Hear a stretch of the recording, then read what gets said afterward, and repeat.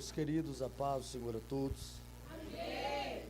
Quantos estão felizes com Deus? Diga graças a Deus. Graças a Deus. Diga para quem está ao seu lado, que bom te ver aqui. Queridos, você que trouxe a sua Bíblia, por gentileza, abra a sua Bíblia, carta de Paulo a Filemão. Como essa carta não é possuidora de capítulo, nós vamos ler a partir do verso de número 17, amém? Carta de Paulo a Filemão, e o verso é o de número 17. Enquanto você localiza aí na sua Bíblia, eu quero externar a Deus a minha gratidão, louvando ao Senhor pela oportunidade concedida de mais uma vez retornar a esta casa e servir a mesa com a extraordinária palavra do Senhor, amém? Glória a Deus. Carta de Paulo a Filemão, verso de número 17. Quero louvar a Deus pela vida do pastor João Nery. Deus seja louvado pela sua vida, pela vida da pastora Rosana. Que Deus possa honrar vocês de uma forma sobrenatural, amém? Deus abençoe meu amigo que fez o convite. Que Deus abençoe a vida dele. Que Deus abençoe a minha esposa. Certo dia Deus disse que me daria um presentão. E você já me viu ao lado da minha esposa? Ela dá 2 de mim. Deus abençoe, meu amor, eu te amo muito. Deus abençoe o homem de Deus. Trago a paz do meu pastor, eu congrego na Assembleia de Deus, Ministério do Belém, ali no setor 8, amém? Quantos recebem a paz, diga amém. Amém. Glória a Deus. Estou falando rápido assim, porque eu estou com vontade de pregar, amém? Verso 17, assim está escrito: assim, pois, se me tens por companheiro, recebe como a mim mesmo, e se te fez algum dano, ou te deve alguma coisa, põe isso na minha conta. Eu, Paulo, de minha própria mão o escrevi, e eu pagarei, para não dizer que ainda mesmo a ti próprio ainda me deves. Amém? Repita bem forte, diga: põe na minha conta. Põe na minha conta. Não, você falou fraco, diga mais forte, diga: põe na minha conta. Põe na minha conta. Se assente glorificando a Deus. Glória a Deus. Glória a Deus, amém? Queridos, olhem para cá. Eu aprendi com o homem de Deus que glória a Deus, aleluia, não atrapalha pregador pentecostal, amém? Então, quanto mais glória você der, mais o céu se abre, a revelação flui com facilidade, amém? Eu sou um pouco devagar, mas eu creio que Deus ele vai falar conosco nesta noite de uma maneira extraordinária. Olhe para cá, preste atenção, porque eu creio que o céu tem um direcionamento para a minha e para a tua vida. Quantos me ouvem, digam amém. Olhe para cá, queridos. Ao olharmos para a carta de Paulo a Filemão, nós estamos diante de uma carta, de um bilhete, em que Paulo vai escrever e vai endereçar a um homem por nome de Filemão, que era um líder religioso e possuía uma igreja dentro da sua própria casa. E dentro dessa carta algumas coisas me chamam muito a atenção, mas para entrarmos dentro dessa carta, precisamos saber quem é o autor dela e para que o mesmo foi vocacionado. É bem verdade que Paulo nasceu em Tarso, na Cilícia, que ficava às margens do rio Cídnos, na Ásia Menor. Paulo é um judeu que com aproximadamente 6 anos de idade vai ter que decorar aquilo que chamamos de Pentateuco, Penta 5, Teuco volume, 613 preceitos. Esses preceitos são tão importantes que dentro da tradição judaica, um adolescente, quando completava os 14 anos, ele apresentando as leis, ele passava a ser responsável pelos seus próprios atos e atitudes. O tempo vai passar e Paulo vai sair de Tarso e vai para Jerusalém para aprender aos pés de um homem chamado Rabino Gamaliel. Paulo vai crescer em uma cultura helenística e essa cultura valorizava o conhecimento a um certo ponto que o mesmo vai se tornar poliglota, tanto na fala como na escrita, conhecedor do grego, do hebraico, do aramaico e do latim. O tempo vai passar e Paulo escreve algo que marca muito o meu ministério. Ele escreve para a igreja da Galácia, do capítulo 1 no verso de número 15, dizendo: não esqueçam que Deus me escolheu desde o ventre da minha mãe. Só que Paulo só vai reconhecer a sua chamada depois que tem um encontro com Cristo, e agora o perseguidor se tornará perseguido, o tempo vai passar e Paulo vai se abster de tudo aquilo que não é do aprove de Deus, para viver a boa, perfeita e agradável vontade do Senhor. A um certo ponto que o mesmo vai deixar um recado para o seu filho na fé, Timóteo, na segunda carta a Timóteo, capítulo 2, verso 3, que está escrito: Timóteo, suporte o bom combate, como um bom soldado de Jesus Cristo, que não se embaraça com as coisas desse mundo, mas tem prazer em agradar aquele que o alistou. O tempo vai passar e Paulo vai criar uma íntima intimidade com Deus. E pregador, qual é a comprovação bíblica disso? Ele vai escrever a segunda carta a Coríntios, capítulo 12, verso 1, dizendo: eu conheço um homem que há 14 anos atrás, se dentro do corpo ou fora do corpo, não sei, este foi até o terceiro céu e viu coisas inefáveis que não era lícito o homem saber ou compreender. E o mesmo vai dizer: para que eu não me exaltasse das revelações que me foi proposta, foi-me colocado o espinho na carne e o mensageiro de Satanás para me esbofetear, a fim de que eu orei 3 vezes para que ele retirasse o espinho, mas ele olhou para mim e disse: Paulo, eu não vou tirar o espinho. Por quê, Senhor? Porque a minha graça te basta e o meu poder se aperfeiçoa na sua fraqueza. Quando olhamos para o ministério terreno de Paulo, somos sabedores que Paulo é um dos homens que vai enfrentar diversos sofrimentos, e todos os seus sofrimentos estão registrados na segunda carta a Coríntios, capítulo 11, verso 24, que está escrito: somente eu recebi dos judeus 5 quarentenas de chicotada. Uns vão dizer que é mais de 95 feridas, e outros vão declarar que é mais de 2.340 feridas. Aí o mesmo vai dizer: e eu fui apedrejado, dado como morto, enfrentei naufrágio. Só que você não vê Paulo culpando Cristo pelo sofrimento que ele está passando. Sabe por que Paulo não está culpando Cristo pelo sofrimento que ele está passando? Porque Paulo entendeu que o escolhido não tem direito de escolha, ou seja, não é ele que carrega a chamada, é a chamada que carrega ele. Não é ele que carrega o ministério, é o ministério que carrega ele. Ele está com mais de 2.340 feridas, e em Gálatas ele vai dizer que carrega em si as marcas de Cristo. Paulo está falando que sofreu a mesma represália que Cristo sofreu. Alguém poderia olhar para o Paulo, pastora Rosana, e dizer: Paulo, o que é que te motiva a permanecer de pé? Sabe o que Paulo ia responder? Sabe o que motiva de pé? É que eu estou agarrado naquilo que eu disse para a igreja da Galácia, no capítulo 2, no verso 20. O que, Paulo? Eu já estou crucificado com Cristo, e não vivo mais eu, mas Cristo vive em mim. Alguém poderia olhar para Paulo e dizer: Paulo, o porquê você não abandona, não larga o teu cargo e não entrega a tua chamada? Sabe que Paulo poderia responder? Sabe por que eu não paro? Porque eu estou agarrado em Romanos 8:18.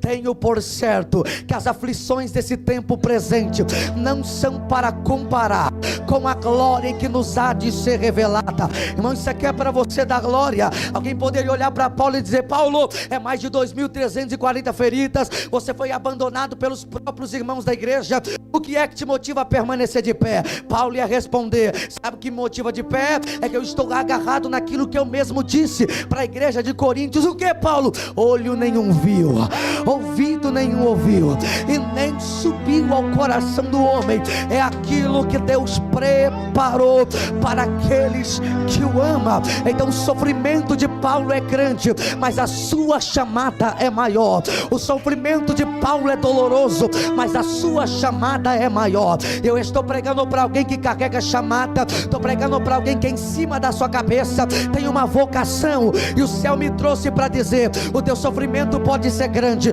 mas a tua chamada é maior. O teu sofrimento pode ser grande, mas o teu ministério é maior. O tempo vai passar, e olhe para cá, porque isso aqui é sério.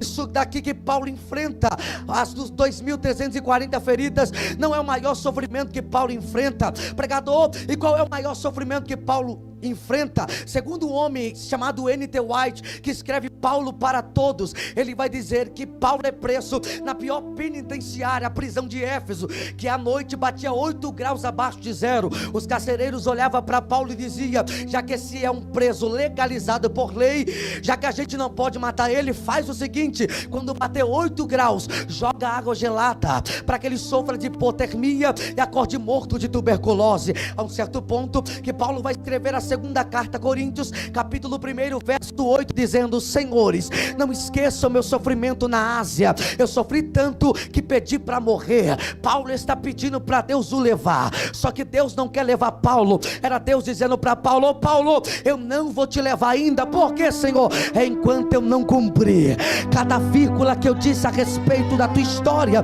Ainda que alguém tente te matar, não vai conseguir. Olhe para cá, o tempo vai passar e Paulo vai escrever a carta a Filemon, um líder religioso que possuía uma igreja dentro da sua carta. Irmão, olhe para cá que vai ficar bom agora. Ele é um líder religioso que possui uma igreja dentro da sua própria casa, e ele tem diversos escravos ao teu favor. E olhe para cá, porque isso aqui é cultura. Todo escravo naquele tempo, quando era comprado pelo seu senhor, a primeira coisa que o senhor fazia com o seu escravo era marcar a palma da mão ou o peito do seu escravo com a primeira inicial do seu senhor, para que na onde o escravo colocasse a planta dos pés, alguém olhasse para o escravo e dissesse: esse aí tem dono, e além de ter dono, eu sei quem é o dono dele. Aí vem Paulo dizendo: e ele nos comprou com quê? Com alto preço e preço de sangue. Então na onde você colocar a planta dos pés, o diabo para na tua frente e diz: aí eu não posso tocar. Porque eu não posso tocar? Porque ela foi marcada, ele foi marcado, e quem Deus marcou está marcado. É por isso que o diabo não toca na tua casa, é por isso que o diabo não pode te matar, porque todas as vezes que ele olha para você, ele vê a marca do sangue do Cordeiro de Deus.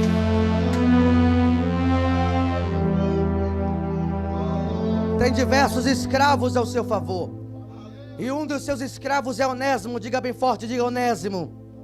Irmão, vim falar sobre Cristo. Quem me conhece sabe, eu não sei pregar outra coisa não ser Cristo. O Onésimo cresceu na casa do Filemon, comendo a comida do Filemon, compartilhando dos mesmos mistérios do Filemon. Só que o texto vai dizer que Onésimo vai roubar Filemon. Isso aqui deu um nó na minha cabeça, porque como que alguém cresce na casa do seu senhor, comendo a comida do seu senhor, recebendo talvez oração do seu senhor, e mesmo assim vai ter a cara de pau de roubar o seu senhor? Sabe por quê? Porque o fato de eu estar na casa do Senhor não quer dizer que eu sou fiel ao Senhor da casa. Tem gente que canta, mas não é fiel ao Senhor da casa. Tem gente que prega, mas não é fiel ao Senhor da casa. Tem gente que tem um diploma na parede, mas não é fiel ao Senhor da casa. Tem gente que tem um anel de teologia, mas não é fiel ao Senhor da casa. E nós vivemos na geração de Ofne e Finéias. Um era prostituto e o outro era truculento. Cresceram dentro da casa do Senhor, mas nunca conheceram o Senhor da casa. Aí eu te pergunto: não servia no santuário, não conhecia a Torá, não conhecia a lei, e o porquê é truculento, e o porquê é prostituto? É porque sempre esteve na casa do Senhor, mas nunca teve um encontro verdadeiro com o Senhor da casa. Só que enquanto tem alguém que cresceu dentro da casa do Senhor e nunca foi fiel ao Senhor da casa, Deus preservou um Samuel que não tem cargo, não tem título, não tem posição, mas uma coisa tem: fidelidade diante de Deus. Porque para Deus vale mais fidelidade do que talento, porque para Deus vale mais fidelidade do que ministério. Você pode pegar na mão de alguém, por gentileza, eu já sinto graça para pregar. Pega na mão dele, pega na mão dela. Pregador, eu não gosto desse negócio de pegar na mão de quem está do seu lado. É melhor pegar na mão de quem está do seu lado, que fala mal da vida alheia. Dá um chacoalhão para ele e ela acordar.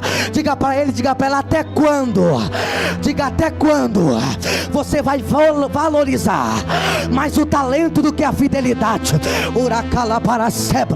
Nós olhamos para os famosos e dizemos: é referência, homem de Deus, mas a gente nem conhece eles de perto.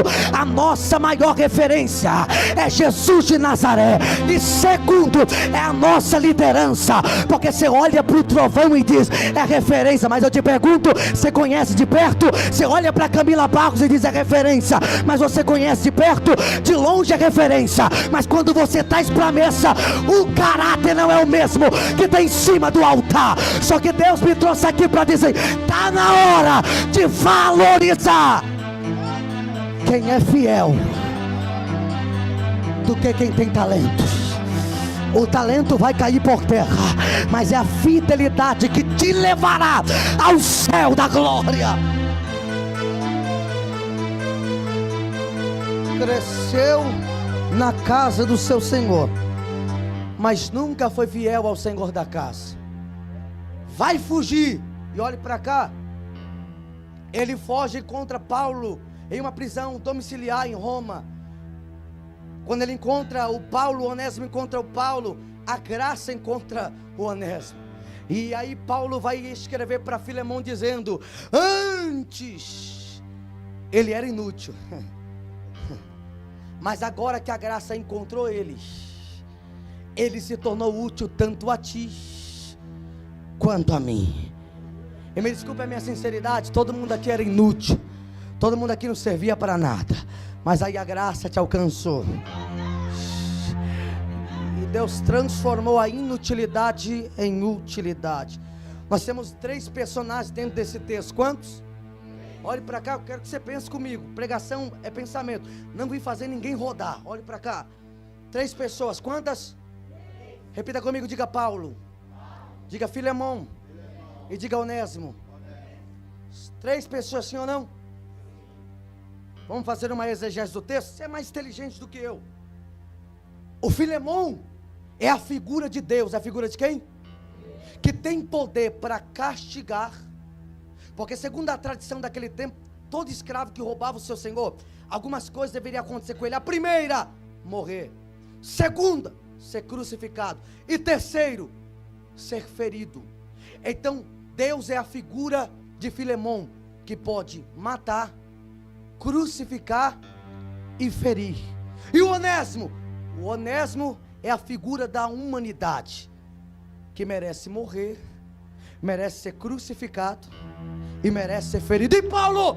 Paulo é a figura de Cristo, que está olhando para o Filemão e está dizendo: se ele te deve alguma coisa, põe na minha conta. Ah, irmão, você não tem noção do que isso aqui é tão profundo. O Filemão pode matar, mas aparece alguém para o Filemão dizendo: se ele te deve alguma coisa, põe na minha conta. Põe na minha conta. Quando Paulo disse põe na minha conta, eu lembrei de alguém que está lá no Getsemane, no Monte da Prensa, sofrendo um fenômeno chamado hematitrose. Os poros da cabeça dele se abrem, o seu suor se torna em gotas de sangue. Ele chegou até os seus discípulos e diz: a minha alma está angustiada até a morte. Ele olhou para o céu e disse: Pai, se for possível, afasta de mim esse cálice, todavia põe na minha conta. Põe na minha conta. Alguém entendeu lá atrás? Põe na minha conta. Põe na minha conta. Olhe para cá. O traidor chega. O Judas dá um beijo de ósculo santo, dá um beijo no rosto. E beijo no rosto fala sobre respeito. Sabe o que Judas estava dizendo para Jesus? Na tua frente eu te respeito, mas se você balançar a minha bolsa, tem 30 moedas da traição. Porque tem gente que é igual escorpião, te atrai pela frente, mas te ataca pelas... Mas vamos deixar isso aqui para outro dia. Arrastaram ele para dentro do sinédrio e começaram a testemunhar testemunhas falsas, dizendo: se tu és o Cristo, eu ordeno que tu fales. Se tu és o Cristo, eu ordeno que tu fales. Só que o texto vai dizer que Cristo vai ficar de boca fechada. De boca. Por que, pregador? Porque quem sabe quem é não precisa provar nada para ninguém. Quem sabe quem é, não precisa se justificar. Irmão, isso aqui é para alguém voar da cadeira, de tanto eles insistirem: quem tu és, quem tu és, quem tu és. Cristo abriu a boca e declarou: em breve vocês verão o Filho de Deus assentado à direita do Todo-Poderoso. Caifás gritou: blasfemo. Olhe para cá. Isso aqui foi muitos anos estudando a respeito disso. Preste atenção. Arrastaram ele. Agora pegaram uma ferramenta por nome de azorrague, que é um madeiro de 80 centímetros de altura, 6 por diâmetro. Na ponta da azorrague, eles colocavam 12 tiras de couro. Eles pegavam ossos de carneiro, iam na onde afiava a espada dos gladiadores, afiando o osso do carneiro e deixando fino como navalha. Mas mesmo assim o chicote estava leve. Então eles pegavam cerca de 10, 12 gramas de chumbo, colocava do lado do osso do carneiro, tirando a capa do condenado que era Cristo, inclinando o corpo dele em uma pedra ou em uma madeira, amarrando seus braços e dando 39 chicotadas. Mas 39 chicotadas não quer dizer 39 feridas. O chicote é 12 pontas, o castigo é 39. 12 vezes 39, 468 feridas abertas nas costas de Jesus. Para me chegar num culto desse aqui e achar que eu sou alguma coisa e não dar um glória para ele, não vou melhorar. Segundo o médico cirurgião que vai escrever a visão da crucificação por nome de Pierre Barbet, ele vai dizer que a primeira chicotada que Cristo levou abriu uma cavidade de 3 centímetros nas suas costas. Na segunda, o osso do carneiro entrou dentro da cavidade aberta, levando consigo chumbo, cortou veias, cortou artérias. O chicote ficou colado na carne de Cristo. O carrasco, a sua mente maldosa, ele colocou o pé para trás e ele puxou o chicote com tanta força,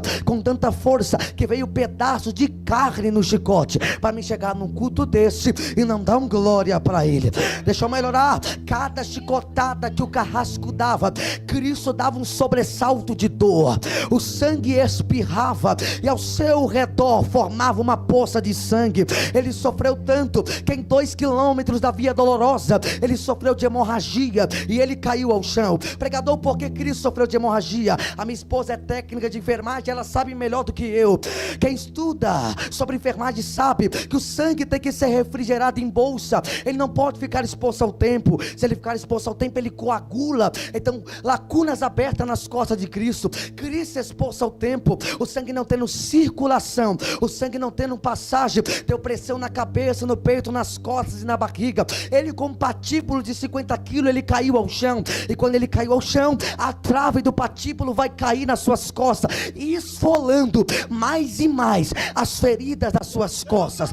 Ele sofreu tanto que cobriram ele com uma nova vestimenta. E você sabe que sangue cola em roupa. Antes de erguer ao madeiro, vão rasgar as suas vestimentas, abrindo-se mais as feridas do seu corpo. Deitaram ele no madeiro, cravo de 17 centímetros nas mãos e nos pés. Levantaram ele no madeiro. Sobre a sua cabeça colocaram uma coroa africana. E olhe para cá, não é essa coroa que a gente vê em filme, não é essa coroa que a gente vê em desenho, que é como se fosse uma aliança, um anel. Não é, é como se fosse um capacete. Cada espinho possuía 7 centímetros, eram 72 espinhos. Pegaram um caniço, bateram na cabeça dele. Para mim chegar num culto desse aqui e não dar um glória para ele. Ele está preso no madeiro, agonizando. Acatou ao Pai moê-lo, acatou ao Pai humilhá-lo. Ele deixou a adoração de serafins, de querubins, ele deixou a adoração do céu. Ele se fez zigoto no ventre de uma camponesa. Ele veio salvar a humanidade. Ele está preso no madeiro. Irmão, e olhe para cá, para de pregar, porque tem um povo que prega aí, uracalabaracébria, uramacanto teremacalamaya, uramaia, que prega, oh glória, que se esses dias eu vi alguém dizendo para mim, para de pregar sobre a cruz. Eu olhei para ele, eu disse: o abençoado, quem me salvou não foi o anjo que passeia na igreja, quem me salvou não foi mensagem de autoajuda, quem me salvou foi alguém alguém que despiu-se da sua glória. E olhe para cá, que isso aqui é sério, sério demais. Oh glória, eu posso ser sincero, o que prendeu Jesus na cruz do Calvário não foram os pregos batidos pela guarda romana. Quem levou Jesus para a cruz do Calvário não foi Pedro ao negar, não foi Judas ao trair. Pregador, e o que levou Jesus para a cruz? O que levou Jesus para a cruz está em João capítulo 3, versículo 16. Porque Deus amou o mundo de tal maneira que deu.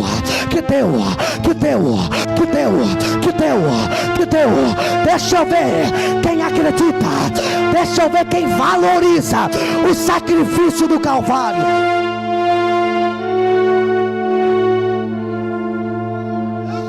Está preso no madeiro, ferido, sangrando, está agonizando. Ele tem que lançar o corpo para frente para poder respirar. Só que cada vez que ele lança o corpo para frente, as feridas das mãos dos pés se abrem mais. Aqueles que diziam para ele: estamos juntos, conta comigo, não vou te abandonar, viraram as costas para ele.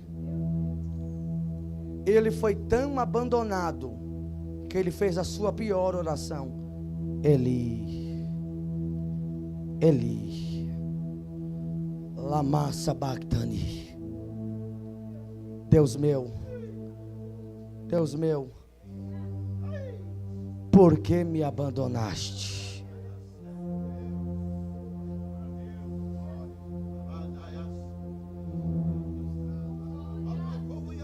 O próprio pai virou as costas para o filho por consequência dos meus e seus pecados.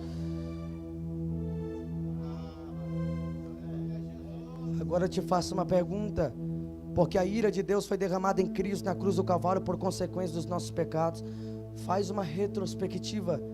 Quem você era para quem você é hoje. Curva sua cabeça, feche seus olhos. Lembra na onde Ele foi te buscar. Lembra o que Ele fez para te trazer até aqui. Lembra que era para tu morrer e Ele disse: vai viver. Lembra que a cruz, o castigo, os ferimentos era para você, mas Ele disse: Pai, por ela eu vou até o fim, por Ele eu vou sofrer tudo isso. Pensa aí.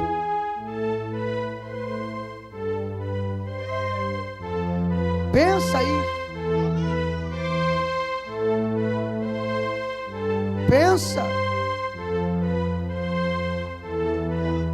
Eu não vim aqui te emocionar.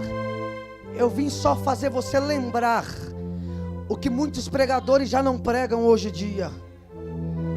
Se não fosse o sacrifício do Calvário, nem era para você estar aqui hoje.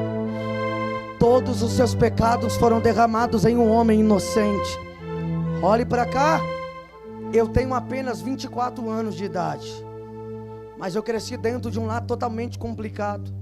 Quando eu era novo, meu pai foi preso por tentativa de homicídio. Com 13 eu perdi 2 irmãos num assalto, cada um levou 2 tiros de ponto .40 da rota. Com 15 anos foi a primeira vez que eu peguei no revólver.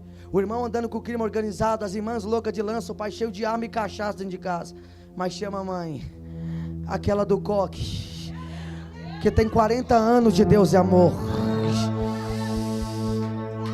que passava no nosso quarto colocando a mão em cima da nossa cabeça dizendo: esse vai ser profeta, essa vai ser mulher de Deus. Eu lembro, pastor João, pastora Rosana, que após um assalto, estava eu e outro amigo, quando eu senti um cano de fuzil na cabeça, eu ouvi a voz do policial dizendo: neguinho, a casa caiu, hoje é o teu último dia, a gente vai te matar. As pernas bambiou, eu senti a sensação da morte. A única coisa que eu lembrei foi de mamãe. Eu fechei os olhos e eu disse: Deus da minha mãe, se o Senhor tem uma obra na minha vida, como ela diz que tem, me dá uma última oportunidade.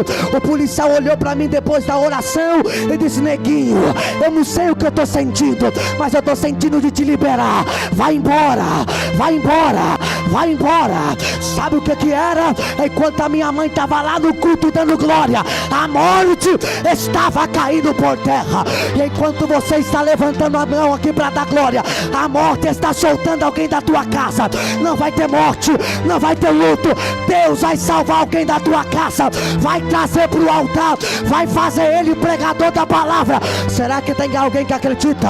Levante a mão para o céu e por 15 segundos explode essa casa de glória, vai.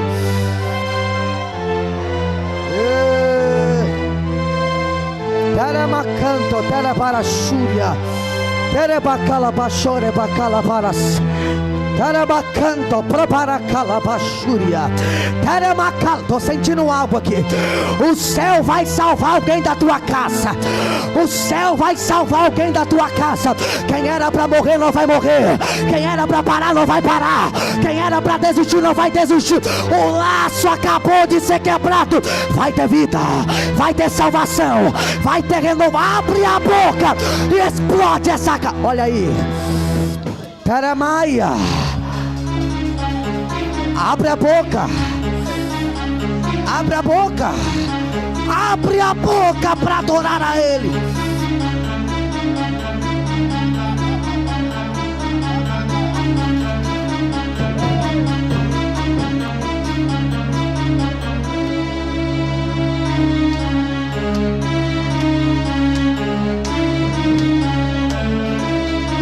É para quem valoriza. É para quem valoriza. Olha Deus enchendo. Estou sentindo uma graça descendo aqui. Se eu fosse você, eu abria a boca, eu se envolvia nessa nuvem. Todas as vezes que pensar em parar, olha para o homem da cruz do meio.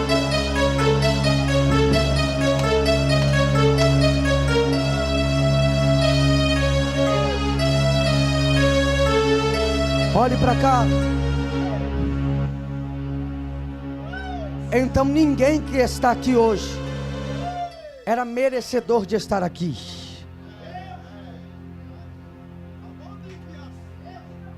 Mas ele simplesmente permaneceu no alto do madeiro. Irmãos, deixa eu ser sincero, é a Bíblia. Tudo que o diabo mais queria era que Cristo descesse da cruz. Porque se Cristo descesse da cruz, Ele mostraria poder. Mas Ele, ao permanecer nela, Ele mostrou amor. Porque se Cristo desce da cruz, na verdade, se Cristo permanecesse na cruz como Ele permaneceu, algumas coisas seriam vencidas. A primeira, a morte seria vencida. Segundo, o pecado da humanidade seria vencido. E terceiro, Ele cumpriria a vocação que lhe foi confiada. É por isso que o diabo fica embaixo da cruz, olhando para cima e dizendo: se tu és quem diz que tu és, desce daí, desce daí, desce daí. Mas ele, ao permanecer na cruz, ele estava dizendo: daqui eu não desço, porque eu vou vencer a morte, eu vou vencer o pecado. Aí Paulo escreve em Romanos capítulo 5 verso 12: pelo primeiro Adão entrou o pecado, mas pelo segundo entrou a graça. Alguém vem com uma lança e transpassa a sua costela. Aí o texto diz que sai água e sai sangue. É a mesma coisa quando a mulher vai dar luz. É aquilo que chamamos de plasma. Era Cristo dizendo: hoje eu estou morrendo para a igreja do pastor João nascer. Deixa eu melhorar. Não senti firmeza no seu glória. Da costela do Adão a mulher foi formada, e da costela de Cristo a igreja foi formada. Olhe para cá que eu vou encerrar. Olha, isso aqui é para você da glória. Cristo é crucificado em uma cruz latina. Existiam 4 tipos de cruz naquela época. Primeira formato de um T, segunda formato de um X, e a outra tinha o formato de mais. Só que essas 3 que eu falei não tinha capacidade suficiente para colocar uma placa. A única cruz que poderia colocar uma placa era a cruz latina. Só que isso aqui é muito sério, porque todo prisioneiro que era crucificado, em cima da sua cabeça deveria ter uma placa do seu nome e o crime que ele cometeu. Ao olhar para a placa do ladrão da direita está escrito: este é Dimas, ladrão e salteador. Ao olhar para o outro está lá: esse é Ciclano, ladrão e salteador. Mas na cruz de Cristo alguém olhou e disse: o que é que a gente escreve? Pilatos responde: põe aí o que? Esse é Jesus. E qual é o crime que ele cometeu? Ele é rei, ele é rei, ele é rei, ele é rei. Alguém entendeu lá atrás? Ele é rei, ele é rei, ele é rei. Para que quando o diabo passasse embaixo, ele olhasse para cima e dissesse: o camarada está na cruz, mas ainda é rei. O camarada está na cruz, mas ainda é Senhor. O camarada está na cruz, mas ainda é rei. Ele está sofrendo, mas ainda é rei, é rei. É rei, é rei. Deixa eu ver quem acredita que ele é rei. Deixa eu ver quem acredita. Olha aí, ó. Tem um povo que acredita. Encerrei agora. No alto do madeiro, ele vai dar um grito. E esse é o grito que vai mudar a nossa história. E qual é o grito? Está. Está. Está. Ô irmão, eu fecho aqui agora com aquilo que Paulo diz: põe na minha conta. Que talvez alguém está dizendo: você foi em Filemão, depois voltou para a cruz. Eu vou explicar. Tetelestai, que tem 3 vertentes teológicas que se abrange ao primeiro. O primeiro significado de tetelestai era quando alguém devia uma dívida, e o mesmo pagando a dívida, eles carimbavam em uma cédula, e no carimbo estava escrito tetelestai: a dívida foi paga. A segunda, quando o seu servo recebia a ordem do seu senhor, e ele cumpria com a ordem do seu senhor, ele voltava até o seu senhor dizendo: tetelestai, cumpri com a ordem do Senhor. E a terceira, para alguém saltar da cadeira, quando alguém ia para a guerra e voltava vitorioso, ele voltava dizendo: tetelestai, fui no campo do inimigo e voltei vitorioso. Quando ele deu um brado na cruz, era ele dizendo: a tua dívida, quem pagou foi eu. A segunda, eu morri no teu lugar. E a terceira, eu fui no campo do inimigo e voltei vitorioso. É por isso que Paulo disse: ó morte, aonde está a tua vitória? Ó morte, aonde está o teu aguilhão? O aguilhão da morte é o pecado, e a força do pecado é a lei. Só que Paulo disse: a lei veio para que a ofensa abundasse, mas na onde abundou o pecado, superabundou a graça, a graça, a graça de... Bate na mão de alguém, bate na mão de alguém, diga para ele, diga para ela: a tua dívida foi paga. Bate na mão de alguém, diga: a tua dívida foi paga. Bate na mão de alguém: a tua dívida foi paga. Diga para ele, diga para ela: a tua dívida foi paga. Levante a mão que eu libero uma palavra. E qual é a palavra? Romanos 8:1. Portanto, agora nenhuma condenação há para aqueles que estão em Cristo Jesus. Ele pagou a nossa dívida. Eu vou te dar 30 segundos para você explodir essa casa. Vai. Vai. Vai. Eu vou contar. Vai. 30, 29, 28. Teramindria cho repara quebra. Telebore que andou repara sebria. Teramaia. Ele venceu a morte, ele venceu o pecado, ele venceu o diabo, ele venceu.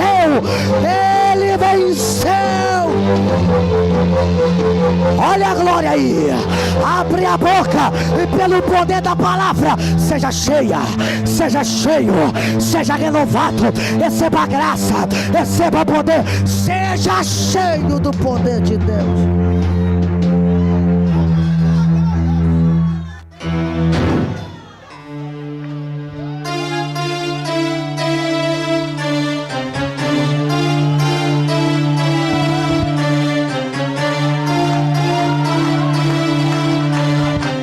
Deixa eu ver, vai. Eu vou soltar o microfone. Vai.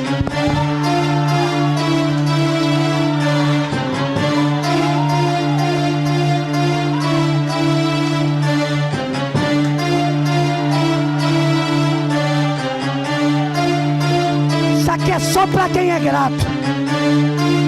Isso aqui é só para quem reconhece. Da onde Ele te arrancou.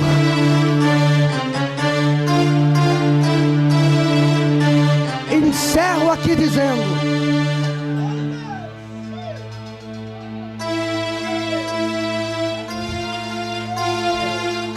ai, tem o povo falando em mistério aqui. Telemacanto. Eita, eu estou me segurando para não correr. É uma cala para sempre. Há uma glória, há uma nuvem na casa. Aumenta o barulho do glória. Olha a pastora falando em mistério. Olha a irmã falando em mistério ali. Olha o pastor dando lugar. Abre a boca e adora.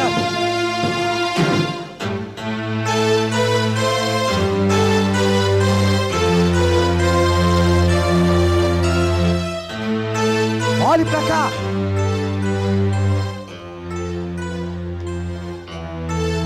Encerro dizendo: Paulo disse que o salário do pecado é a... Então todos que pecaram, a morte lê? Sim ou não? O Adão pecou, a morte levou, sim ou não? O Abraão pecou, a morte levou, sim ou não? Os evangelistas pecaram, a morte levou, sim ou não? Paulo, o maior fundador de igreja, pecou, a morte levou, sim ou não? A morte levou o prisioneiro da direita, o prisioneiro da esquerda, mas quando ela parou na cruz do meio, ela olhou para Jesus e disse: hoje eu te levo. Jesus olhou para ela e disse: me levar não, Pai, em tuas mãos eu entrego o meu espírito. Não foi a morte que venceu Jesus, mas foi Jesus. Foi Jesus, foi Jesus, foi Jesus, foi Jesus. Vou repetir até você entender. Foi Jesus, foi Jesus que venceu a morte. Quem acredita, levante as mãos e aplaude.